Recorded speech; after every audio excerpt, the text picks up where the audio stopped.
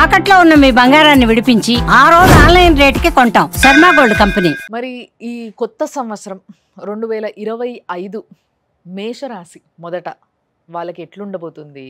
వాళ్ళల్లో ఉన్న ఎవరైతే నాయకులు ఉన్నారో వాళ్ళ పరిస్థితులు ఏంటి? సినిమా వాళ్ళ పరిస్థితులు ఏంటి? సామాన్య జనాలు రకరకాల ప్రొఫెషన్‌లో ఉంటారు. వాళ్ళ పరిస్థితులు ఏంటి? పిల్లల పరిస్థితి ఏంటి? అసలు లోకం ఏ విధంగా మారబోతుంది? దేశం ఏ విధంగా ఉండబోతుంది? రాష్ట్రం ఏ విధంగా ఉండబోతుంది? ఈ విషయాలన్నిటిని మనం తెలుసుకుందాం. గురుగారు చెప్పడానికి తయారుగా ఉన్నారు. గురుగారు నమస్తే. జై వీరబ్రహ్మ జై. నమస్కారం తల్లి. గురుగారు అయితే మొదట మేషరాశి చెప్పుకోవడానికన్నా ముందు నాకు ఒక డౌట్ ఏంటంటే, మనకి ఉగాది నుంచి కొత్త సంవత్సరం. అవును. మన తెలుగు వారందరికీ కూడా ఉగాది నుంచి కొత్త సంవత్సరం. అయినప్పటికీ ఇప్పుడు ఎట్లాగో మన దగ్గర ఈ సెలబ్రేషన్స్ ఇవన్నీ కూడా మనం పాటించేది కూడా రెగ్యులర్‌గా మనము జీవితంలో పాటించేది కూడా ఇంగ్లీష్ క్యాలెండరే, ఇంగ్లీషే కాబట్టి ఇక్కడ నుంచి మనం చెప్పడం మొదలు పెడుతూ ఉన్నాం. yes కానీ నిజంగా మన శాస్త్రం ఇక్కడి నుంచి కూడా చెప్పగలుగుతుందా? అంటే జనవరి 1 నుంచి కూడా new year, English new year నుంచి కూడా దేశ కాలమాన పరిస్థితులను బట్టి మనం క్రోధినామ సంవత్సరంలో మనం ఉన్నట్టుగా మనకు తెలుసు. మళ్ళీ ఉగాది పర్వదినం వస్తే విశ్వావసునామ సంవత్సరం వస్తుంది. ఓకే. ఇది మన ఋతువులను బట్టి చాలామంది అంటూ ఉంటారు, ఆంగ్ల ప్రమాణాన్ని మీరు తీసుకోకండి, జనవరి 1 జరుపుకోకండి, కేవలం ఉగాది మాత్రమే మనకి ఆరంభం, ఉగాది అయ్యింది. ఒక శాలివాహక శకం కూడా మొదలైంది అప్పటి నుంచే. కాబట్టి ఉగాదిని మనం ప్రామాణికంగా తీసుకుంటాం. మనందరికీ తెలియని అంశం ఇందులో ఒకటి నిబిడీకృతం. నేను ఆంగ్లమానానికి సంబంధించిన కాంట్రవర్షియల్ జోలికి నేను వెళ్ళాను. సనాతన ధర్మంలో నేను అందరూ మీరు ఏది పాటించండి అంటే ఉగాదిని పాటించమని చెప్తాను. కానీ ప్రతి మాసంలో కూడా ఒక సంక్రాంతి పర్వదినం వస్తుంది. దాన్ని సంక్రమణం అంటాం. రవి అనేటువంటి గ్రహం ఒక్కొక్క మాసానికి రమారమి 28.3 రోజులకి ఒక రాశిలో నుండి వేరే రాశిలోకి వెళ్ళటాన్ని సంక్రమణం అని మనం చెప్తాం. ప్రస్తుతానికి ఈ కార్తీక మాసం తర్వాత అటు ఇటుగా కార్తీక మాసానికి ధనుసు రాశిలోకి వచ్చాడు. ధనుసు రాశిలో నుండి రవి అంటే తులలోకి వచ్చాడు కార్తీక మాసంలో. కార్తీక మాసం అయిపోగానే ధనుసులోకి వచ్చాడు, వృచ్చికంలోకి వచ్చాడు, వృచ్చికం నుండి ధనుసులోకి వచ్చాడు, ధనుసు నుండి మకరంలోకి వెళతాడు. ఎప్పుడు వెళతాడు? ఈ జనవరి ప్రారంభంలోని 2వ వారంలోనే వెళతాడు. ఓకే. ఈ మకరంలోకి వెళ్ళేటువంటి ఈ సందర్భాన్ని ఏం చెప్తాం? మకర సంక్రమణం, అదే సంక్రాంతి. ఏమిటి మకర సంక్రమణానికి ఉన్నటువంటి విశేషత? సంక్రాంతి పురుషుడి గురించి పంచాంగమే చెప్తుంది. ఉత్తరాయణ పుణ్యకాలానికి సంబంధించి మన పంచాంగమే చెబుతోంది. ఇప్పటి వరకు నడిచినటువంటి దక్షిణాయనం అన్నటువంటిది వెళ్ళిపోయి ఉత్తరాయణ పుణ్యకాలం రాబోతున్నటువంటి మాసం కూడా ఈ మకర సంక్రమణం వచ్చేటువంటి జనవరి మాసంలోనే. సో కొంతమంది కొన్ని ప్రమాణాలు, కొన్ని పద్ధతులు, కొన్ని విశ్వాసాల చేత ఆంగ్లమానాన్ని వాళ్ళు పెట్టుకుని ఉండొచ్చు. నేనేం చెప్తానంటే, దేశ కాలమాన పరిస్థితులతో పాటు మకర సంక్రమణం అవనివ్వండి, ఉత్తరాయణ పుణ్యకాలం అవనివ్వండి, మొదలయ్యేటువంటి సందర్భం కూడా ఈ జనవరి మాసమే. అంటే ప్రతి నెలలో కూడా ఒక సంక్రమణం రవి జరుగుతూ ఉంటుంది. ప్రత్యేకించి ఈ మకర సంక్రమణం తర్వాతే ఉత్తరాయణ పుణ్యకాలం మొదలు కాబోతుంది. కాబట్టి అన్ని రాసుల మీద తప్పనిసరిగా మార్పులు చేర్పులు వస్తాయి. యాదృచ్ఛికంగా 2 వారాల ముందుగానే ఆంగ్ల సంవత్సరం జనవరి 1వ తారీఖు మొదలవబోతుంది. సో దీనికి మన ప్రాచీనమైనటువంటి పంచాంగాలకి, దేశ కాలమాన పరిస్థితులకి తెలియకుండానే ఇందులో నిబిడీకృతమైనటువంటి రహస్యాలు ఇందులో ఉన్నాయి. వాటిని మనం పట్టించుకోవట్లేదు అంతే. కాబట్టి ఆంగ్లమానాన్ని ఎవరు మీరు ఫాలో అవ్వమని అవ్వకూడదని నేను చెప్పను. కానీ ఆంగ్లమానం మొదలైనటువంటి మొదటి నెలలో 2 వారాల తర్వాతే ఉత్తరాయణ పుణ్యకాలం కూడా మొదలు కాబోతుంది. ఈ విషయాన్ని కూడా మనం గుర్తుపెట్టుకోవాలి. కాబట్టి దేశ కాలమాన పరిస్థితుల్ని పంచాంగాన్ని లెక్కించటంలో మేము తప్పనిసరిగా దాన్ని ప్రామాణికంలోకి తీసుకుంటాం. కాబట్టి 2025 అయినా అది ఆంగ్ల సంవత్సరాది అయినప్పటికీ కూడా ప్రశ్నాశాస్త్రాన్ని, ప్రాచీనమైనటువంటి సంఖ్యాశాస్త్రాన్ని, ఈ ఆంగ్ల సంవత్సరాన్ని కూడా కాస్త పరిగణలోకి తీసుకొని దేశ కాలమాన పరిస్థితుల్ని తప్పకుండా విశ్లేషించగలుగుతాం. ఇంత మాట్లాడుతున్నాం, మీరు ఎన్నో తారీఖు పుట్టారని ఎవరినైనా అయితే ఫలానా 20వ తారీఖు పుట్టాను, ఫలానా ఫిబ్రవరి మాసంలో పుట్టాను, ఫలానా సంవత్సరంలో పుట్టానని చెప్తారు. కానీ నేను విలంబీనామ సంవత్సర ఉత్తరాయణ పుణ్యకాల చైత్రమాస శుక్లపక్ష నవమి లేదా అస్సలు అష్టమి ఎవరు రోజు పుట్టామని చెప్పరు చెప్పగలమా? అవును. ఇది మన జీవితంలో ఒక భాగం అయిపోయింది. ఉమ్, అది మంచో చెడో పక్కన పెడితే పూర్తి స్థాయిలో తెలుగులో ఎవరైనా మీరు అంకెలు రాయగలరా? ఉమ్, మనం రాస్తున్న 1, 2, 3ల ఆంగ్లమానానికి సంబంధించినవే. అవును. తెలుగులో రాసేటువంటి అక్షరాలు అంకెలు వేరుగా ఉంటాయి. ఉమ్, ఇవి మనకు రావు, మన పిల్లలకు అస్సలు కూడా మనం నేర్పించట్లేదు.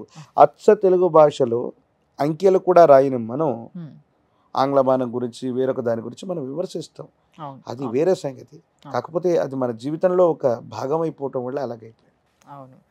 సో, అది ఒక భాగంగా మారినందువల్ల అండ్ అటే తెలియకుండా ఓ 2 వారాల తర్వాత ఈ ఫస్ట్ న్యూ ఇయర్ జనవరి 1 తర్వాత ఒక 2 వారాలకే ఏదైతే ఉత్తరాయణం రాబోతుందో అప్పుడొచ్చే మార్పులని బేస్ చేసుకుంటూ మనం చెప్తున్నాము.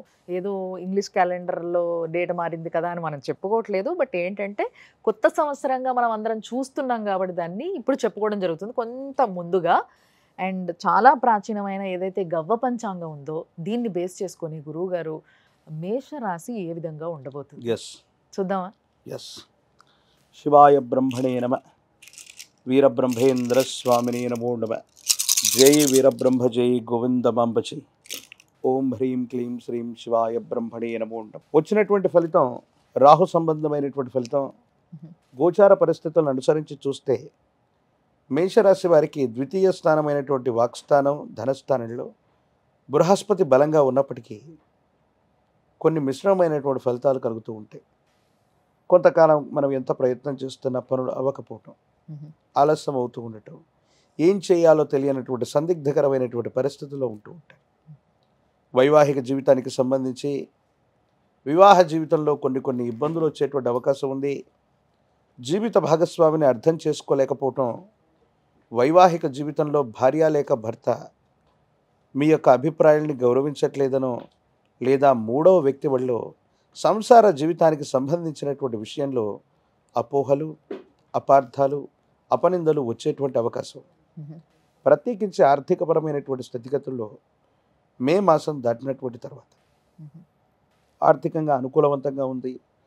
ఉన్నతమైనటువంటి ఉద్యోగం, వ్యాపార సంబంధమైనటువంటి పరిస్థితుల్లో ఉన్నటువంటి వాళ్ళకి చాలా అనుకూలవంతమైనటువంటి ఫలితాలు రాబోతూ ఉన్నాయి. భవిష్యత్ అంతా కూడా చాలా సానుకూలవంతంగా ఉండేటువంటి అవకాశం ఉంది. మీ యొక్క ఖ్యాతి కూడా తప్పకుండా పెరిగేటువంటి అవకాశం ఉంది. సంతానపరమైనటువంటి అంశాల పట్ల జాగ్రత్త అవసరం. మీ గర్భవాసాన జనించిన సంతతి, వాళ్ళకు సంబంధించినటువంటి విద్య, క్రమశిక్షణ, వీటి గురించి ఎక్కువగా మీరు ఆలోచించాల్సినటువంటి అవసరం ఉంటుంది. ఎంతసేపు మీరు చేస్తున్న వృత్తి, ఉద్యోగం, వ్యాపార సంబంధమైనటువంటి జీవితంలో ఎక్కువగా గడిపేయటం వల్ల, కుటుంబ సభ్యులకు సరైనటువంటి సమయం ఇవ్వకపోవటం వల్ల, కుటుంబపరమైనటువంటి అంశాలు, సంతానపరమైనటువంటి స్థితిగతుల్లో కొన్ని చిన్న ఇబ్బందులు, సమస్యలు, ప్రతిబంధకాలు వచ్చేటువంటి అవకాశం ఉంది. ప్రత్యేకించి ఆరోగ్యపరమైనటువంటి అంశాల పట్ల తస్మాత్ జాగ్రత్తగా ఉండటం చెప్పదగినటువంటి సూచన. ఎక్కువ సమయం ప్రయాణించటం, వృత్తి ఉద్యోగం కోసం ఎక్కువగా శ్రమ చేయటం వల్ల శరీరం అలసిపోవటం, దీర్ఘకాలికంగా ఉన్నటువంటి ఆరోగ్య సమస్యలు మిమ్మల్ని ఇబ్బంది పెట్టేటువంటి అవకాశం ఉంది. కానీ అంతర్జాతీయ సంబంధమైన వ్యాపారాలు ఉన్నవాళ్ళు, విదేశీ మూలకమైనటువంటి ధనాన్ని సంపాదించగలిగిన ఉన్నత ఉద్యోగులు మాత్రం చాలా అద్భుతమైన జీవితాన్ని గడపబోతున్నారు. పదోన్నతి లభిస్తుంది. మీరు చేసేటువంటి ప్రయత్నాలు సానుకూలవంతమవుతాయి. దేశ కాలమాన పరిస్థితులతో సంబంధం లేకుండా విదేశీ విద్య కోసం వెళుతున్న వాళ్ళు, విదేశీ వ్యాపారం లేదా ఉద్యోగం కోసం ప్రయత్నం చేస్తున్న వాళ్ళకి చాలా అనుకూలవంతమైనటువంటి కాలంగా చెప్పచ్చు. ఆర్థికంగా ఒడిదుడుకులన్నీ కూడా సమసిపోయి ఏ ఒక్క వ్యక్తికి రుణగ్రస్తుడిగా ఉండకూడని జీవన విధానం కావాలని కోరుకుంటున్న మీకు అన్నీ కూడా అనుకూలవంతమవుతాయి, యుగదాయకమవుతాయి. మీ జీవితంలో ఒక ఉన్నతమైనటువంటి స్థాయికి వెళ్ళేటువంటి అవకాశం ఉంది. ఈ సంవత్సరం మొత్తం కూడా అది ఆంగ్లమానం అని చెప్పినా, గోచార పరిస్థితులను బట్టి చెప్పినా కూడా ఈ మిశ్రమ ఫలితాలు కూడా మీరు కాస్త ఓర్పుతో, నేర్పుతో వ్యవహరించగలిగితే ఈ మిశ్రమ ఫలితాలను కూడా చాలా అనుకూలవంతమైనటువంటి పరిస్థితులుగా మార్చుకోగలిగినటువంటి స్థితిగతులు తప్పకుండా ఉన్నాయి. కానీ అనుకూలవంతమైన స్థితిగతులను అనుసరించి, ఎందుకంటే వచ్చినటువంటి ఫలితం రాహు సంబంధమైన ఫలితం. రాహుకి ప్రత్యధి అధిష్టాన దేవతా స్వరూపంగా దుర్గా స్వరూపమైన అమ్మవారిని మనం చెప్తుంటాం. దుర్గా స్వరూపాన్ని విశేషంగా పూజించండి. దుర్గా సప్తశ్లోకి చండీ పారాయణ చేయటం, దుర్గా అమ్మవారి యొక్క విశేషవంతమైన ఆలయ ప్రాంగణానికి వెళ్ళి శ్రీచక్ర మేరకు కనుక కుంకుమార్చన చేసి వచ్చిన ఈ 2025వ సంవత్సరం అత్యంత అద్భుతమైన ఫలితాలు వస్తాయి. ఆర్థికంగా చాలా ఉన్నతమైనటువంటి స్థితిగతులకు వెళ్ళగలుగుతారు. పాత బకాయిలన్నీ కూడా తీర్చగలుగుతారు. గతించిన 1-2 సంవత్సరాలుగా గురుబలం కనపడుతూ ఉన్న జీవితం స్తంభించిపోయినటువంటి పరిస్థితుల నుండి మళ్ళీ మీ జీవితంలో ఎదుగుదల మొదలవుతుంది. అత్యున్నతమైనటువంటి శిఖరాల్ని తప్పకుండా మీరు అధిరోహించేటువంటి అవకాశం ఉంది. దుర్గా స్వరూపాలను విశేషంగా పూజించడం చెప్పదగినటువంటి సూచన. అద్భుతం గురువు గారు. నిజంగా అంటే క్లియర్గా విద్యార్థులకు కానీ, లేకపోతే వ్యాపారవేత్తలకు కానీ, లేకపోతే కొత్త ఉద్యోగం కోసం ఎదురు చూస్తున్న వాళ్ళకి కానీ, భార్యాభర్తల సంబంధం గురించి కానీ, పిల్లల గురించి కానీ చాలా క్లియర్గా చెప్పారు. దీంట్లో మరి ఎవరైనా నేతలు ఉంటే, మన యొక్క రాజకీయ నేతలు ఎవరైనా ఉంటే వాళ్ళకి సంబంధించి ఏ విధంగా ఉండబోతుంది? రాజకీయపరమైన రంగాల్లో ఉభయ తెలుగు రాష్ట్రాలకు సంబంధించినటువంటి చాలామంది కేబినెట్ మినిస్టర్ల యొక్క రాశి మొత్తం కూడా మేషరాశి. మేషరాశిలో చాలామంది ప్రముఖులు ఉన్నారు. పదోన్నతి లభిస్తుంది. నిజమైనటువంటి గురుబలం ఇప్పుడు మొదలు కాబోతుంది. ఇప్పటి వరకు అన్నీ మీ చుట్టూ ఉన్న సహాయ నిరాకరణ వల్ల మీరు పొందుతున్నటువంటి ఇబ్బందుల నుండి మీ కార్యాలయంలో ఉన్నవాళ్లే కాదు, మీ సహచరులు, ఇతరుల యొక్క సహాయ సహకారాల వల్ల మీ పనులన్నీ కూడా దిగ్విజయంగా మీరు పూర్తి చేయగలుగుతారు. ఆర్థికపరమైనటువంటి ప్రణాళికలు సరిగ్గా ఉంటాయి. మంచి ప్రాజెక్టులను పూర్తి చేయగలుగుతారు. ప్రజా సంబంధమైనటువంటి బాంధవ్యాలు, అటువంటి పదవులు, రాజకీయపరమైన రంగాలు ఇవన్నీ కూడా చాలా అనుకూలవంతంగా ఉండబోతున్నాయి.